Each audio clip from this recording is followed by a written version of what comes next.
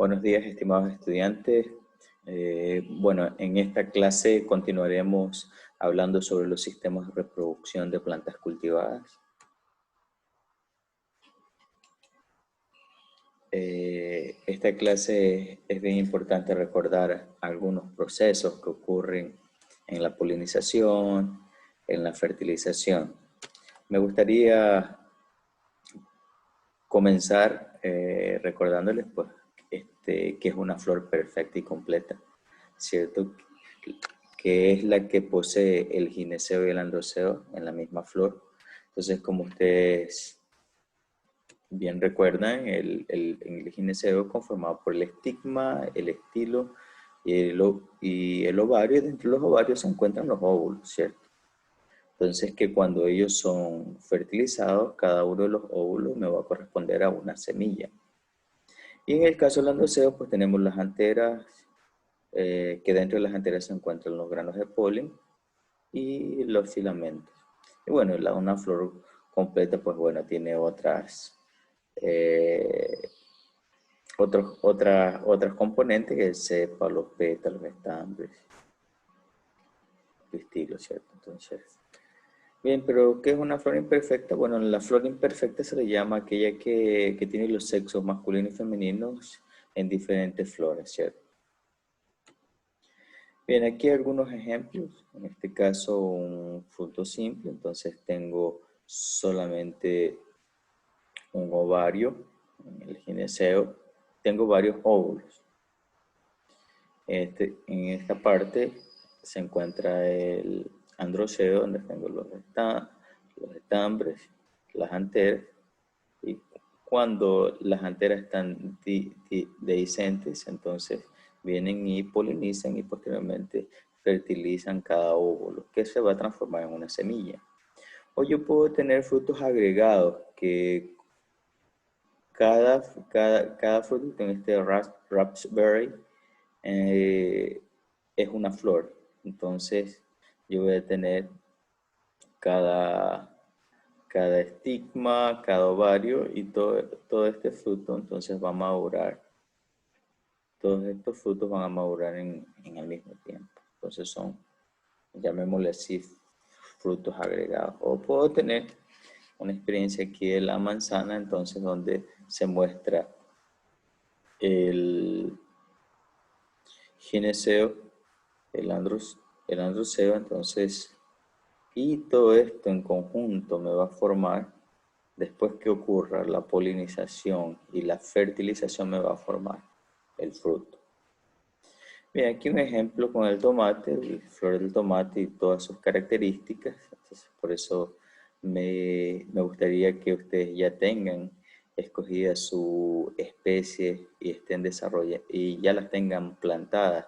Entonces, para que ustedes consigan observar la flor de su especie, si es una flor perfecta, si es una flor completa, es una flor imperfecta, y cuáles son las partes de la flor. Esto es muy importante para el mejoramiento. Bien, en este caso, el tomate, entonces vemos una flor del tomate y vemos un fruto del tomate. Entonces, si ustedes ven perfectamente el fruto, lo que nosotros consumimos del tomate es el crecimiento ¿de qué? Del ovario. Entonces, y cada semilla que se encuentra en el tomate es porque fue un óvulo fecundado, fertilizado. Bien, en este corte longitudinal, entonces se puede observar el estilo, el estigma, y aquí todo el sacro embrionario, bueno, y dentro del ovario, y dentro de ellos cada uno de los óvulos. Ustedes los pueden ver aquí perfectamente. Entonces, óvulos que están esperando ser fertilizados. ¿Ok? Bien, entonces en el estigma produce una sustancia azucarada. Entonces, para que en el momento que llegue el grano de polen, este se adhiere y tenga todas las condiciones para poder iniciar su crecimiento hasta llegar a los óvulos. Entonces, esta de aquí es una antera que unas anteras dehiscentes, entonces con los granos de polen listos. para fertilizar. Y el polen pues puede variar. El polen puede variar en formatos, entonces existen diferentes tipos de formatos de polen dependiendo de la especie. Por ejemplo, en la especie que yo trabajé, se encontraban estos tipos de formatos de granos de polen. Entonces, previo a las polinizaciones que yo hacía, yo verificaba cómo estaba la germinación del polen. Entonces, si estaba viable o no estaba viable. Entonces, cuando ustedes colocan las condiciones ideales para que el polen germine, entonces ustedes van a observar una fotografía de este tipo. Y bien, aquí tenemos la flor de la cacelobiana. Entonces, ustedes pueden ver que es una flor perfecta, una flor completa. Entonces, donde podemos ver el estilo, el estigma. Yo sé que aquí a simple vista es difícil de observar, pero aquí cuando el estigma ya estaba receptivo, entonces mostraba mostraba como una sudación. Entonces, ¿qué? En el momento que usted colocaba polen al estigma, completamente se quedaba se quedaba adherido, entonces de ahí comenzaba el periodo de crecimiento del tubo polínico. Y bien, después, cuando ocurre en este caso lo que nosotros estamos hablando de polinización y posteriormente la fertilización dentro del saco embrionario, entonces en un futuro, si todo fue un éxito, entonces yo voy a tener un fruto. Bien, eso con las flores imperfectas. Con las flores imperfectas, por ejemplo, en el caso del maíz, entonces recuerden que el maíz tiene la flor masculina en la parte superior y en el tallo pues tiene la inflorescencia femenina. Entonces, pero ocurre lo mismo. Entonces, para formar cada grano de maíz es un óvulo fecundado, entonces tiene que llegar a un grano de polen y crecer por cada estilo hasta fecundar ese óvulo. Lo mismo pasa con el banano. Entonces recuerden que estas plantas que tienen los dos sexos, flores de los dos sexos en la misma planta, se llaman plantas monoicas. Bueno, las cucurbitáceas también son un ejemplo de esto. Entonces ustedes pueden encontrar flores machos, flores hembras dentro de la misma planta, ¿cierto? Entonces que están cumpliendo el objetivo de polinizar y fertilizar cada uno de los óvulos. Bien, en uva, el racimo de uva, entonces se presenta encapsulado, que cuando se abre es porque ya ha sido polinizado y fertilizado. Entonces, esto se lo conoce en mejoramiento genético como cleistogamía, flores cleistogámicas. Lo mismo pasa con el arroz. Entonces, en el arroz es una flor perfecta, un arroz con una flor completa. Entonces, donde tiene el gineceo, tiene el androceo. Entonces, cuando abre el, cuando abre este encapsulado del arroz, la flor del arroz, ya todo está resuelto, todo está polinizado y todo está fertilizado. Vamos a hablar más adelante sobre esto. Entonces aquí les recomiendo ver el video sobre terminología de la fecundación, que se los coloqué en el aula virtual. Bien, para la formación de gametos, esta parte me parece muy importante recordárselas y a quien no, pues poderle compartir este conocimiento. Bien, la diferenciación de los órganos sexuales es universal entre las plantas superiores.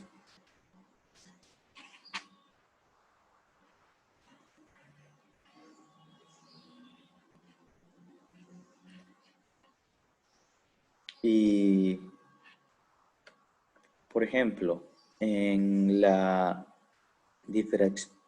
plantas nosotros hablamos de microesporogénesis cuando nos referimos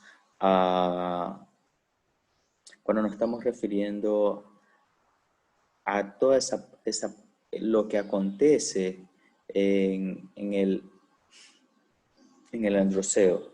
Y hablamos de megaesporogénesis, de todo lo que acontece en el gineceo. Entonces, todo parte, bueno, de una planta, una célula diploide. Entonces, como conversamos la clase pasada, por medio de meiosis, ¿qué ocurre con una célula diploide? En la microesporogénesis, por medio de meiosis, me forma 4 células haploides. Bueno, y de esta sobrevive una que se va a llamar micrósporo, y dentro del micrósporo se van a formar los granos de polen. Lo mismo acontece con el gineceo, donde ocurre la megaesporogénesis. Por medio de meiosis me forma 4 células haploides, de las cuales una del megásporo sobrevive, y esta me forma el saco embrionario, que posteriormente, cuando ocurra la fertilización, polinización y fertilización, me van a reestructurar nuevamente la condición de diploidía de la nueva planta. Se los voy a explicar en el siguiente gráfico, pero sin embargo, me gustaría que ustedes vieran este video sobre la formación de los gametos. También lo coloqué en el aula virtual. Bien, entonces aquí tenemos el androceo y el gineceo, la parte masculina y la parte femenina. Entonces, en el androceo yo tengo una célula madre del megásporo, que es una célula diploide. Por medio de meiosis, esa célula diploide se forma en que se reduce a 4 células haploides, de las cuales solamente sobrevive una, con una célula que posee 2 núcleos, un núcleo vegetativo y un núcleo reproductivo, o también llamado núcleo espermático. Por medio de mitosis, este núcleo espermático se divide en 2 núcleos espermáticos, así que yo tengo una célula con 3 núcleos, un núcleo vegetativo y 2 núcleos espermáticos. Entonces, ¿para qué me van a servir estos 3 núcleos dentro de esta célula? Bueno, este es el grano de polen, y cuando el grano de polen comienza a germinar, el núcleo vegetativo es el responsable por el crecimiento del tubo polínico, y los 2 núcleos espermáticos van a ser los responsables por la fertilización, que les voy a comentar en unos segundos. En este caso, en el gineceo, dentro del gineceo, entonces yo voy a tener una célula madre, el megásporo, que por medio de meiosis, ella se va a reducir a 4 células haploides, de las cuales sobrevive una célula del megásporo, una célula haploide. Entonces, el núcleo de esta célula se va a dividir varias veces por mitosis hasta formarme una célula con 8 núcleos, dentro de los cuales yo tengo un núcleo que se llama la ósfera, que más adelante vamos a ver la importancia de él. Tengo los núcleos polares, que son los 2 que se encuentran en el medio de la célula, y tengo otros núcleos, antípodas y otros núcleos que van a cumplir otra función dentro del desarrollo del embrión. Bien, entonces una vez que el grano de polen comienza a desarrollar su tubo polínico hasta llegar al saco embrionario, entonces el primer núcleo espermático se va a juntar con la oósfera, y este me van a formar un cigoto diploide que posteriormente se transforma en el embrión. Y el otro núcleo espermático se va a juntar con los núcleos polares y va a formar el endosperma, que es triploide. Entonces, por eso es que este proceso se lo conoce como de doble fertilización. Entonces, porque se funden estos 2 núcleos, el núcleo espermático y la ósfera, para formar el embrión, y los núcleos polares con el núcleo espermático del grano de polen para formar el endosperma. Bien, entonces aquí un ejemplo rápido. Entonces tenemos una antera, la antera está dehiscente, se abre y salen los granos de polen. Entonces los granos de polen llegan al estigma, y del estigma entonces comienzan a crecer. Acuérdense, tenemos 3 núcleos, un núcleo que que es el responsable porque crezca el tubo polinizador, y los otros dos que van a fertilizar el óvulo. En la parte, hablando de la parte de la fertilización, entonces llegan las dos gametas. Uno de estas gametas se funde con la ósfera y forma el embrión, y la otra gameta se junta con los núcleos polares y forma el endosperma. Entonces, hablando en el maíz, entonces acuérdense, una planta monoica. Entonces tenemos el androceo, tenemos el gineceo.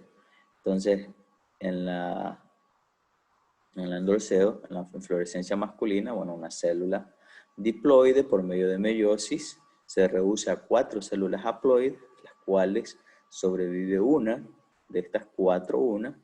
Entonces imagínense las combinaciones genéticas que existen en estas 4, pero la naturaleza les dice que solamente una va a seguir en el frente. Entonces, en la célula de micrósporo, esta célula, por medio de mitosis, divide su núcleo varias veces hasta tener un núcleo vegetativo y 2 núcleos que son espermáticos. En el gineceo tengo una célula diploide, la madre del megásporo, que por medio de meiosis se reduce a 4 células haploides y solamente una sobrevive, megasporio sobreviviente. Y esta acontece en varias mitosis dentro del núcleo para formar el saco embrionario, que es una célula con 8 núcleos. Entonces, cuando ocurre la fertilización, entonces, nuevamente se los comento, entonces un núcleo espermático se junta con la ósfera y forma el embrión, que es diploide. Y el otro núcleo espermático se junta con los núcleos polares y forma el endosperma, que es diploide. Entonces, esto es lo que se forma, la semilla. Entonces, que posteriormente me va a dar origen a la planta. Como nosotros sabemos, el endosperma tiene la función de dar, de sostener el embrión hasta que éste tenga las condiciones ideales. Bueno, en un futuro lo que yo voy a tener es una planta completamente igual en la constitución de ploidía a la planta madre. Entonces, claro, como nosotros estudiamos en los capítulos pasados, entonces varios procesos han ocurrido aquí para generar variabilidad genética. Entonces, en la meiosis, segregación independiente, crossing over y todos estos procesos que nos permiten tener individuos diferentes. Entonces, aquí esta fotografía era para recordarles todo lo que hemos hablado. Acuérdense que hablamos de doble fertilización. ¿Y por qué se habla de doble fertilización? Porque se dice que el cigoto es diploide, el endosperma es triploide. Entonces, estimados estudiantes, esta era la clase que yo tenía organizada para ustedes hoy día. Me gustaría despedirme con esta pregunta: ¿qué factores influyen en la polinización cruzada y la autopolinización? Entonces, que es parte de la clase que vamos a ver la próxima clase, ¿cierto? Entonces, un gusto saludarlos, deseando que estén bien, y por favor, algún comentario, sugerencia, opinión, estoy presto para escucharlos. Saludos.